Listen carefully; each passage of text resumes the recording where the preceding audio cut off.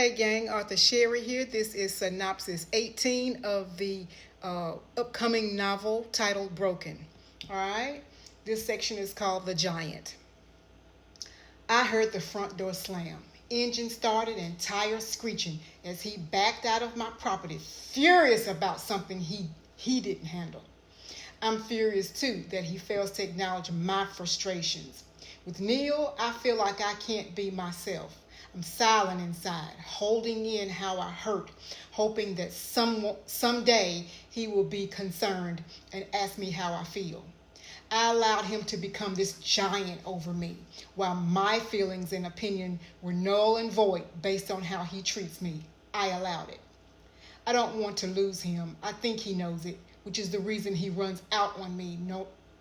No immediate family introductions and limited friend access. The biggest difference between Neil and my ex is Neil doesn't hit me. My ex was a giant too, but when his fist hit my face, I hated seeing myself in the mirror until the bruises faded. Applying makeup, which barely covered the cracked skin, cuts and bruises. Nothing beats physical trauma by the one you love. After many bruised days and fist punches in my face, I felt like I had died and gone to hell, and I wanted my ex to go with me. He expressed many "I'm sorries" until the word no longer had its meaning. And afterwards, he would want to have sex with me, which caused me to be nauseated. The touch of his hands and his penis penetration was absurdly sickening. Sticking it in, not even acknowledging or looking at me. I lay there stiff as a board while he enjoyed being on top of me, thinking how he practically beat me unconscious one night. After coming home in a drunken state, raging about why I wasn't there prior to him arriving, triggered him into yet another abusive state of mind. It didn't take much to set him off. It was who he was inside, full of hateful rage. Once, almost sending me to my grave, he asked me why I did things to piss him off, not expecting consequences for acting or previously speaking out of turn. I was too afraid to answer, fearing my response would be wrong or not what he wanted to hear, or I would be subject to an unconscious beating number 1001. Actually, it had gotten so bad, I lost count. Even the time when we made love, I knew that bastard was counting. My ex didn't make love to me because he wanted to bond with me. He had sex with me to humiliate me. He wants to beat me. It was a sense of power that he felt to control me. He did it out of ignorance, and I allowed it out of fear of being alone. He denied ever sleeping with another woman. He told me I was stupid to think he was sleeping with another woman, and I did. And did I ever think it could have been another man? My ex was the devil and had broken my spirit, accumulating and adding to my anxiety, insecurity, and self-doubt. I began to hate myself for entrusting this man in my life with uneven hands and impure thoughts, physically abusing me with infidelity and immorality. I felt undesirable, unimportant, and even unfit, which made me unhappy. Just thinking back, I could hate him all over again. My ex disrespected me in front of his homeboys on several occasions. To prove my loyalty to him, I had to have sex with a few of them. I think he got off on it. He loved to humiliate me.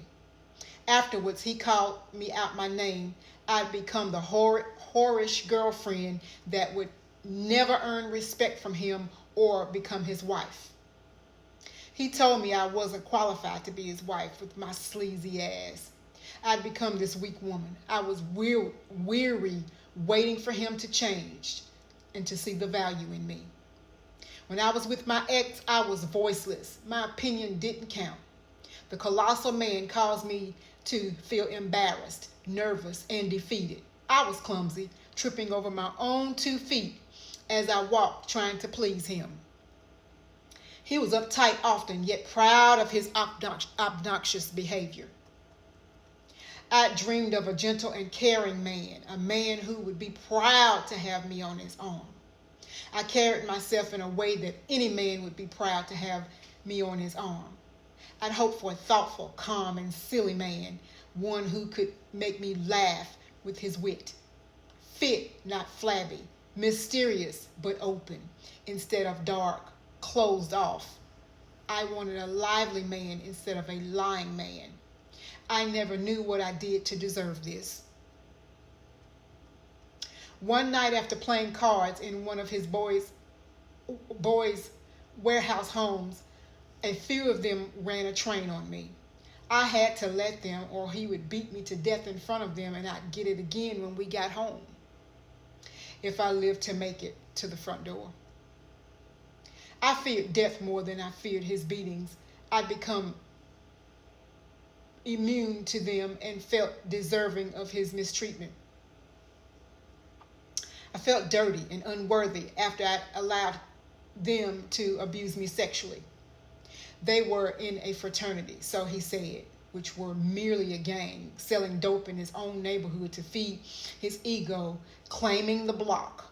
I had no idea how I got to this point in my life, allowing this boy who referred to himself as a man, a king, to inflict his evil upon me. The night they ran that train on me, I'll never forget. He told me to wear a dress for easier access. They all seemed to enjoy it more, sticking their hands underneath it for personal pleasure, disgusting me with each touch. One of his friends, while shooting pool, stuck the pool stick up my butt. I jumped. It caused me to bleed. My ex made me go to the bathroom to clean myself up. He said, "Go get cleaned up and come right back out." I did. I was very obedient. He was my man, my king, as he eloquently stated over and over to me.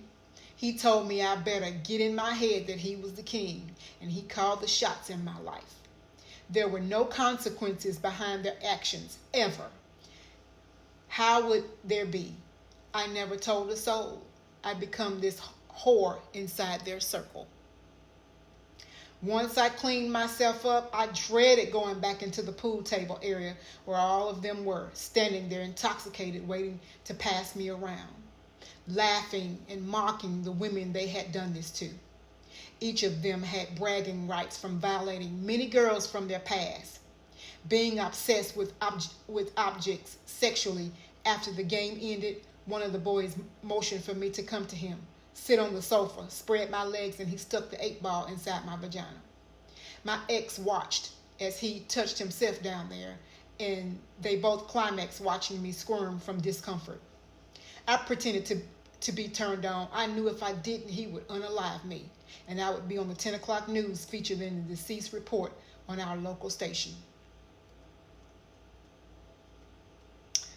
I am going to stop there. That's a little bit over 8 minutes. Make sure that you get the novel For Love or Money. It's on Amazon bookstore and Kindle. Also, it's in a film format on Amazon Prime Video and Folsom TV. Additionally, make sure that you check out Zenobia's Dance. That's also on Amazon bookstore as well.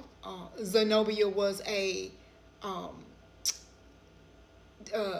ballet dancer, and she ended up, from her lifestyle, she turned into a stripper. So this is also a great read. I thank you for your time and attention. And as always, I love you like a play cousin. Thank you. Good night.